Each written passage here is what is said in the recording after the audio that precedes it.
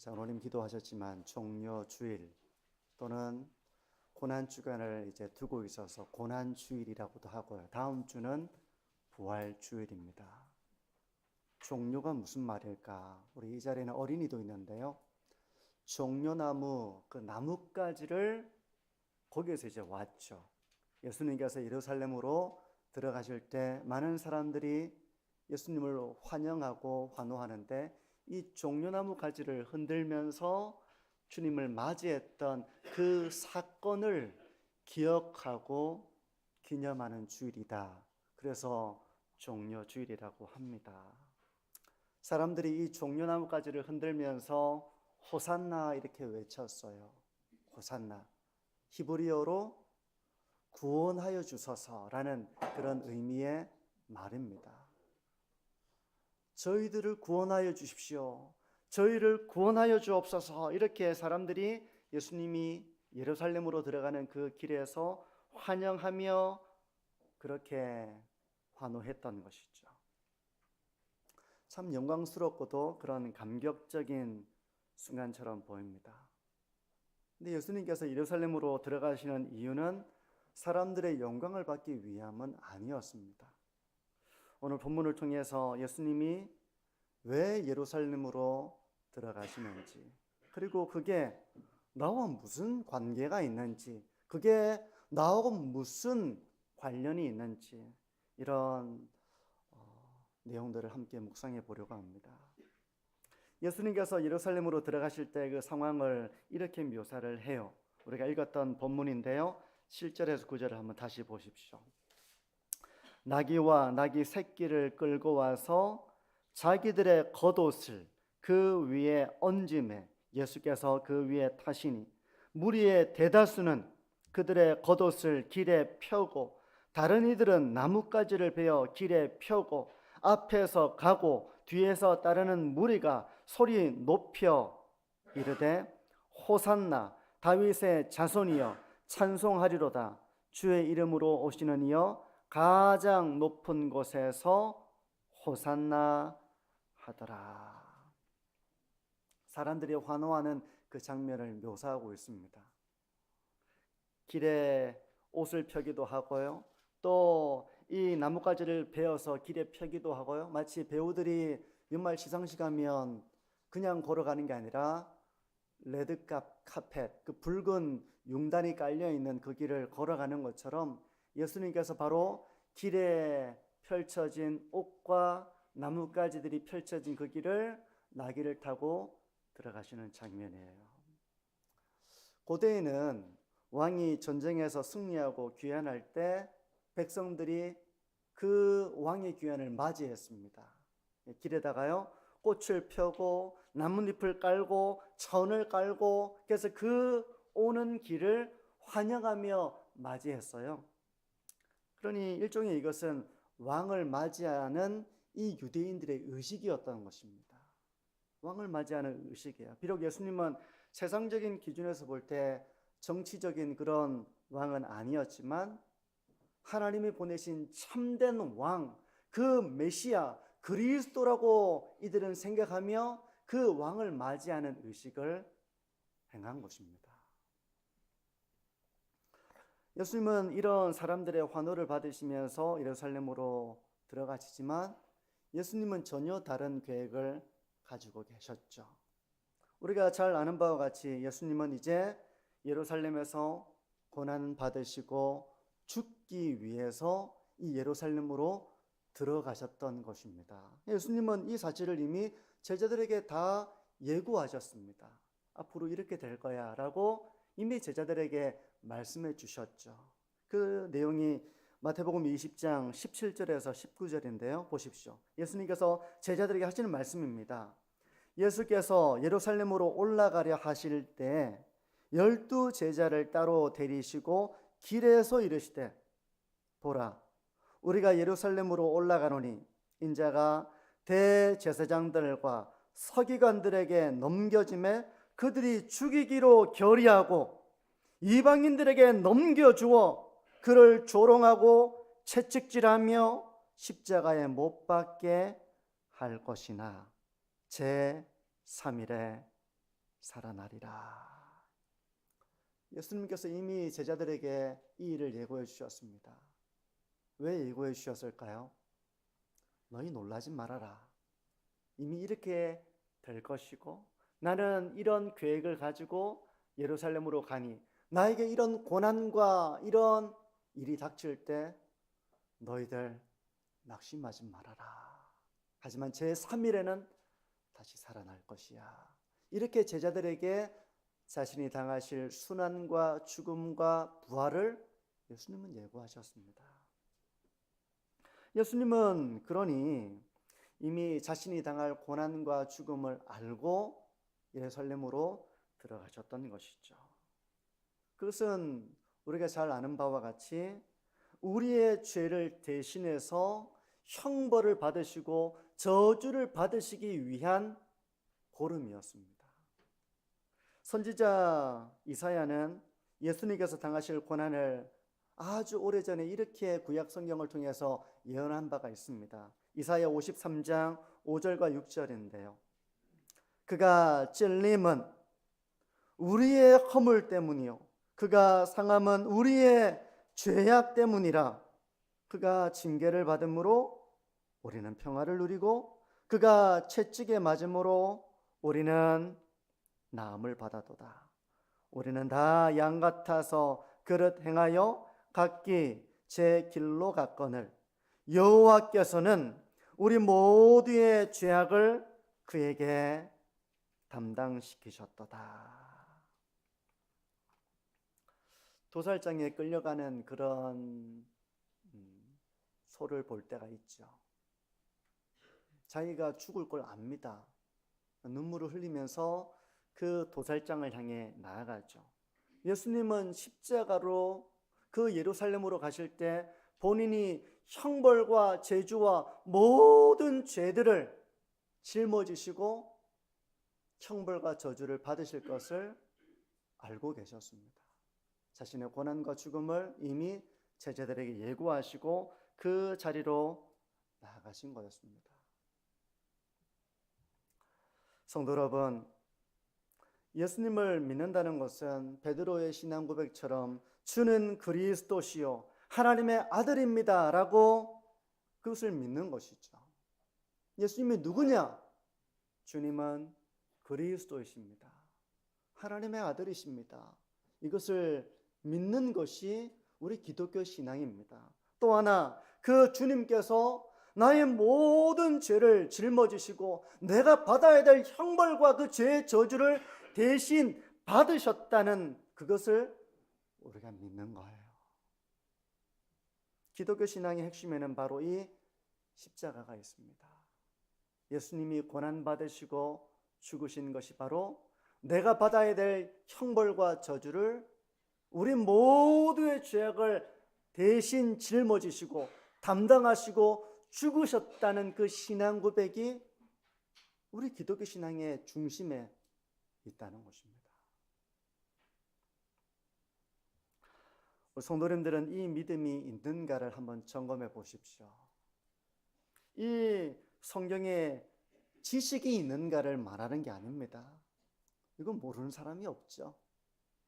그런데 이 믿음이 있는가 점검해 보는 것입니다. 첫 번째, 오늘 이 말씀을 통해서 우리가 점검해 보기를 원하는 것은 예수님이 나에게 누구신가 하는 것입니다. 지난주 제가 기도 주간을 보내면서 이렇게 새롭게 하소서도 보고 이게 좀 보게 되더라고요. 그 시간 동안 묵상하는 가운데서 한 목사님의 간증을 영상을 통해서 듣게 되었습니다. 그 교회에 반주를 맡고 있는 한 자매가 있었는데 나이가 29살이었다고 해요. 이제 취업하느라고 많이 힘들잖아요. 근데 교회 봉사 열심히 하다가 드디어 취업이 된 겁니다. 막 기뻐서 취업이 되어서 너무 기뻐하는 그 모습을 그 목사님이 이제 본 거죠. 근데 어느 날 그 자매가 목사님을 찾아온 거예요. 너무 머리가 아파서 병원에 갔는데 목사님, 제가 뇌에 종양이 있다고 합니다. 뇌암이래요. 그 얘기를 하더라는 겁니다. 이 자매가. 뭐 종량을 제거할 수도 있겠지만 너무 민감한 곳에 있어서 도저히 제거할 수 없다는 판정을 받은 겁니다. 29살 자매였는데. 그 얘기를 듣고 이제 언제 어떻게 될지 모르는 그 기약 없는 날이 시작이 된 거예요. 뭐 직장생활 못하죠. 2년간 집에서 방치가 되었습니다. 2년 정도 되었을 때 아마 이 목사님이 이제 신방을 갔던 것 같아요. 집에 가보니까 너무 상태가 안 좋은 거죠. 대소변부터 시작해가지고 모든 걸 다 누군가 대신 해줘야 되는 상황이 되었는데 그 상황이 너무 참 안 돼 보였던 것입니다. 그래서 대학병원을 데리고 가서 다시 검사를 받게 했습니다. 근데 이제 병원에서는 손을 쓸 수가 없죠. 이제 준비를 해야 된다고 이야기를 한 거예요. 보호자십니까? 제가 이 아이의 교회 목사입니다. 준비시켜야 됩니다. 그래서 그 말을 듣고 병실로 와서 옆에서 이제 기도를 하고 있는 거죠. 그 자매는 베드에 누워있고 침대에 누워있고 자고 있는지 그렇게 누워있는 상태고 옆에서 기도를 하는데 문득 그런 생각이 들었대요. 아, 빨리 준비를 시켜야 되겠다. 그래서 그 자매를 흔들어 깨웠습니다. 그리고 그 자매에게 물었어요. 이제 내가 지금부터 묻는 거 너 정확하게 대답해라. 예수 그리스도 너에게 누구냐? 이렇게 물은 겁니다. 말을 하는 게 힘든 이 자매가 예수님에 대한 신앙을 고백하는 거예요. 나의 구원자, 하나님의 아들, 이렇게 고백을 하더랍니다. 그래서 이 목사님이 이 의사가 이제 말해준 대로 이 자매를 준비시키는 겁니다. 너 이제 죽는단다. 그런데 내가 너한테 줄 수 있는 마지막 축복은 이거밖에 없어. 평생 다른 거 다 잊어도 예수님 이 세 글자는 절대 잊지 마. 이렇게 이야기를 해주고 이제 면회를 마치고 왔는데 그게 그 자매와의 마지막이었다고 회상하는 그 간증을 제가 들었어요. 그래서 저는 이 간증을 들으면서 저도 성도님들한테 이 질문을 드리고 싶다 이렇게 생각을 하게 되었습니다. 성도 여러분, 예수님은 여러분에게 누구십니까? 누구십니까? 그거는 이제 우리의 신앙 고백을 하는 거죠. 예수님이 하나님의 아들이시고 구원자라는 사실을 성경적으로 이 지식을 모르는 사람은 이 자리에 없을 겁니다. 어린이 중에서 교회에 최근에 온 지 얼마 안 되는 사람 중에서는 이런 성경에 대한 내용을 잘 모를 수도 있겠지만 적어도 이 자리에 계신 대다수의 분들은 이 성경의 내용을, 이 지식을 모르는 사람은 없을 거예요. 그래서 제가 지식을 묻는 게 아닙니다. 그 지식이 있느냐를 확인하는 게 아니에요. 예수님이 나에게 누구시냐? 신앙 고백을 묻는 겁니다. 신앙 고백. 예수님은 나에게 누구시냐? 성경은 이렇다고 말씀하던데요. 목사님은 이렇다고 설교를 하시던데요. 그런 걸 묻는 게 아닙니다. 예수님 나에게 누구시냐는 신앙 고백을 묻는 거예요.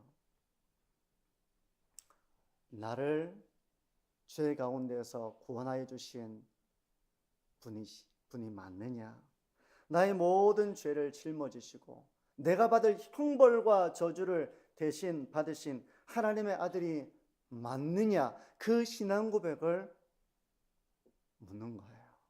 어떻습니까? 성도 여러분, 신앙생활 가운데 다른 거 다 잊어버려도 우리가 꼭 붙들어야 되는 복음의 진리는 바로 이겁니다. 요즘 전도서를 주일날 보고 있어요. 인생은 참 짧습니다. 우리가 언제 어떤 일을 당할지 모르는 게 우리 인생입니다.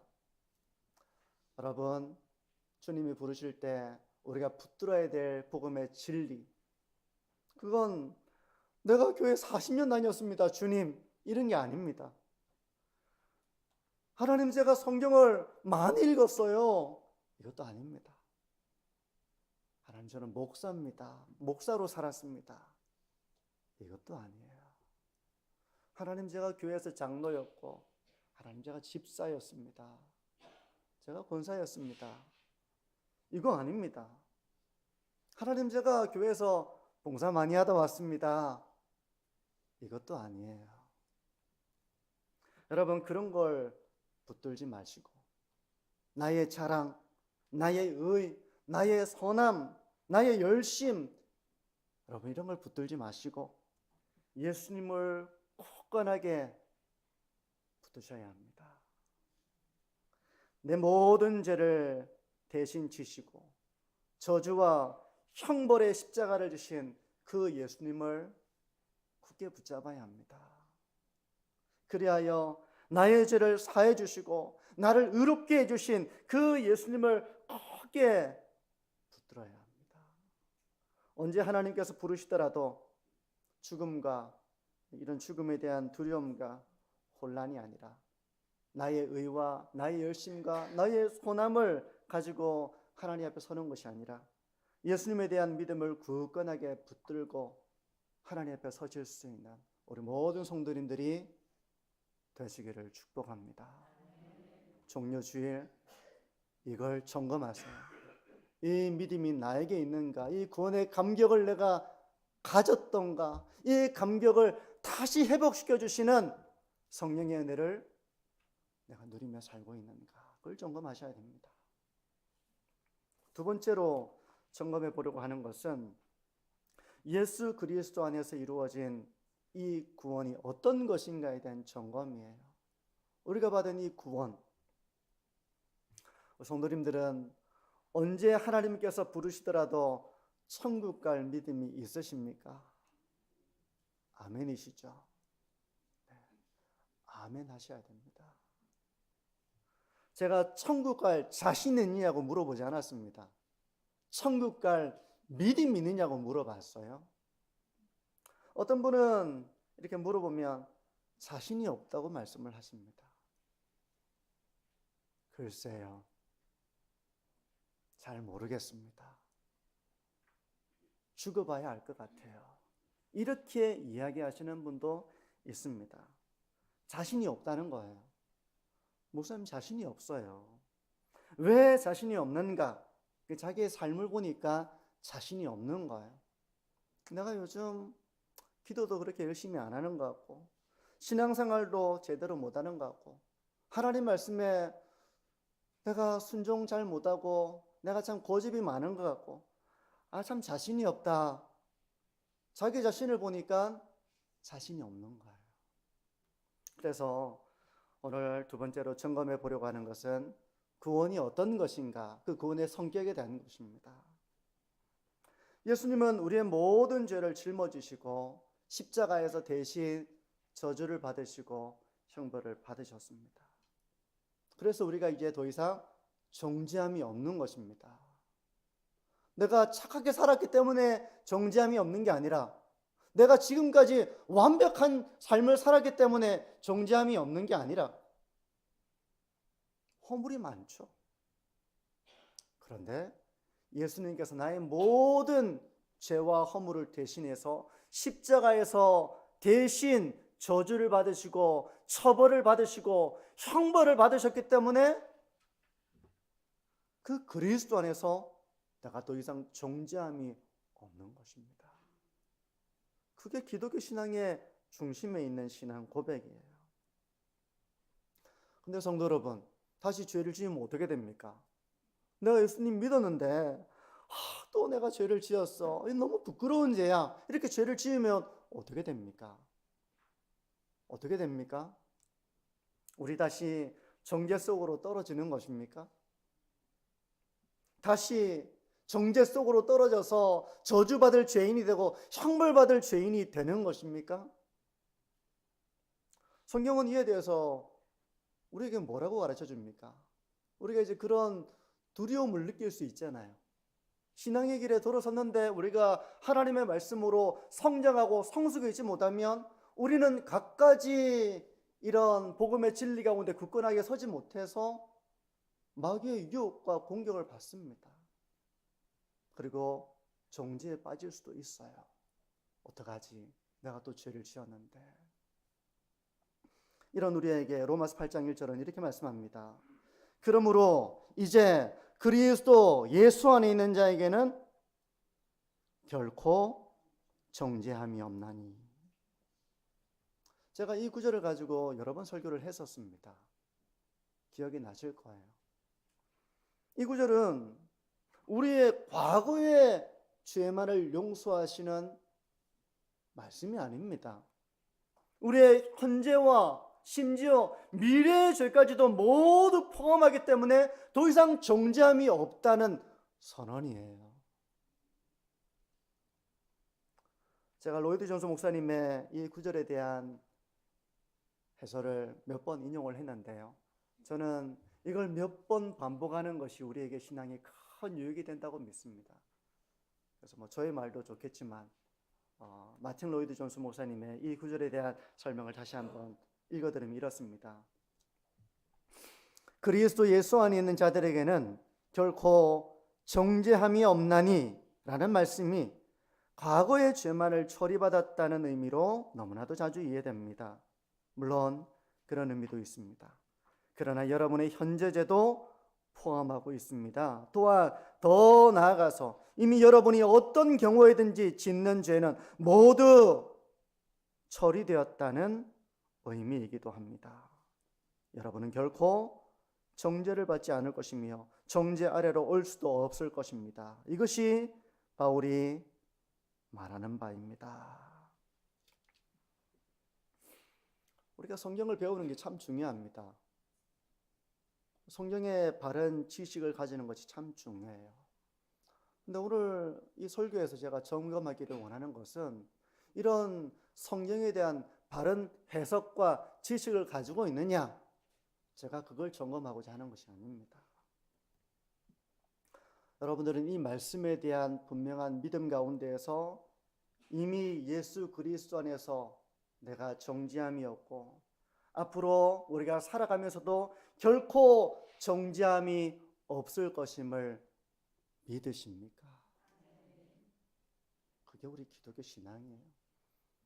우리 자신을 보면 자신이 없습니다. 아멘 하신 분들, 앞으로 내가 완벽하게 살 거야, 그런 마음에서 아멘 하셨다면 우리는 아무도 아멘을 못하죠. 우리는 다시 넘어질 수 있습니다. 다시 흔들릴 수 있습니다. 하지만 우리가 다시 죄를 짓는다 하더라도 그 모든 죄까지도 예수 그리스도 안에서 모두 처리가 되었음을 믿는 것, 이게 바로 그리스도의 십자가에 대한 믿음이에요. 그걸 점검을 해보십시오. 우리의 과거의 죄만을 처리하는 것이 아니라 우리의 현재와 우리의 미래의 연약함과 허물까지도 모두 처리하는 그런 저주를 받으셨다는 것입니다. 성도 여러분, 구원의 확신이란 나에게 근거를 둔다면 우리는 확신을 못합니다. 그래서 제가 가톨릭에는 구원의 확신이 없다는 말씀을 제가 도로도로 드렸죠. 나에게 근거를 둔다면 우리는 구원의 확신을 가질 수가 없습니다. 나의 행위에 근거를 둔다면 지금까지는 내가 막 이렇게 애를 쓰며 신앙을 지켜왔더라도 어느 순간 또 내가 말로서 누군가에게 상처를 주든 내가 행위로서 부끄러운 죄를 짓든 남 모르는 그런 은밀한 죄를 이렇게 가지게 되든 그런 삶을 얼마든지 우리가 살아갈 수 있는 자들입니다. 나에게 근거를 둔다면 우리는 구원의 확신을 가질 수가 없어요. 우리가 구원의 확신을 가질 수 있는 것은 하나입니다. 그건 바로 예수님께서 우리의 과거와 현재와 미래의 모든 연약함까지, 우리의 허물까지 모두 짊어지시고 십자가에서 죽으셨다는 그 믿음 때문에 그리스도 안에서는 더 이상 존재함이 없다는 그 믿음에 우리가 구원의 확신을 가지는 거예요.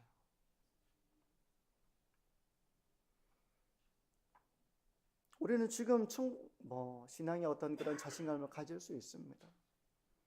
나중에는 내가 신앙이 약해질 수도 있어요. 신앙의 침체가 올 수도 있습니다. 지금은 내가 정신이 맑지만 나중에는 정신이 혼탁해질 수도 있습니다. 치매가 걸릴 수도 있어요. 제가 아는 목사님들 중에도 더러더러 치매 걸린 분들이 계십니다. 귀하게 쓰임받았던 목사님들 중에도 마지막에는 그 약함을 가지고 사셨던 분들이 있습니다. 그렇다 하더라도 우리가 예수 그리스도 안에 있는 자들이라면 우리의 허물도 있고 부족함도 있겠죠. 하지만 그리스도 예수 안에 결코 정죄함이 없다는 이 복음의 진리, 이것을 점검하셔야 됩니다. 이 지식이 있느냐, 이런 해석을 가지고 있느냐, 그게 아니라 이 복음의 진리를 믿고 있느냐. 이제 말씀을 정리합니다. 고난 주간을 두고 우리가 점검해야 되는 것은 성경 지식이 아니라 바로 이 복음에 대한 믿음이라고 했습니다. 우리가 올 때는 순서대로 왔습니다. 그 순서를 따지면 다 나이로 80년 전에 오신 분도 계시고 50년 전에 오신 분도 계시고 이제 10몇 년밖에 안 된 우리 학생들도 있을 거예요. 올 때는 다 순서가 있었습니다. 갈 때는 순서가 없죠.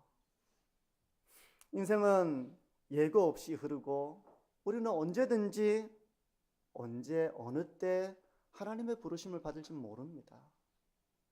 만약 이제 뭔가 진단을 받고 제가 병실로 찾아가고 수술실 앞에서 대기하면서 제가 이걸 점검할 수도 있겠죠. 집사님, 제가 묻는 질문 분명하게 대답하세요. 예수님 누굽니까? 그런데 이렇게 질문하지 못하는 상황 속에 하나님의 부르심을 받을 수도 있는 것. 그래서 제가 지금 이 자리에서 여러분에게 묻는 겁니다. 예수님 누굽니까?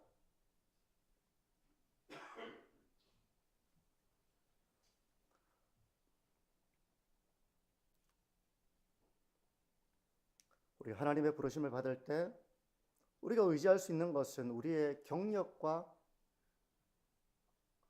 우리의 이력이 아닙니다. 하나님, 제가 봉사 많이 하다 왔습니다. 제가 모태신앙입니다.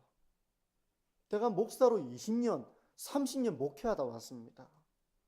제가 장로로 교회일뿐만 아니라 노예일도 많이 했습니다. 그거 가지고 천국 가는 거 아닙니다. 그런 우리의 의는 누더기 같은 거예요. 내가 아무리 잘 차려입어도 하나님의 의 앞에서는 누더기 같은 겁니다. 내가 아무리 반듯하게 입는다고 해도 그 의는 하나님 앞에 누더기 같은 거예요. 그런 누더기로 천국 갈 수 있는 게 아닙니다. 우리가 입어야 되는 옷은 예수 그리스도의 의인 줄 믿습니다. 그걸 입으셔야 되는 거예요. 나의 모든 죄와 허물을 대신해서 죽으신 그 그리스도에 대한 믿음, 그분의 모든 순종이 나의 의가 된다는 이 복음에 대한 믿음, 이걸 굳게 붙잡으셔야 됩니다. 오늘 종료주일, 이제 고난주간을 앞두고 있습니다. 다음 주는 또 부활주일인데요. 다른 것 말고 예수님의 고난과 죽으심, 예수 그리스도의 그 순종, 그로 말미암아 우리가 죄의 사함을 받고 의로운 하나님의 자녀가 되었다는 복음의 진리를 잠잠히 묵상해 보시기를 바랍니다. 지금 이 순간에는 다 생각하고 있잖아요.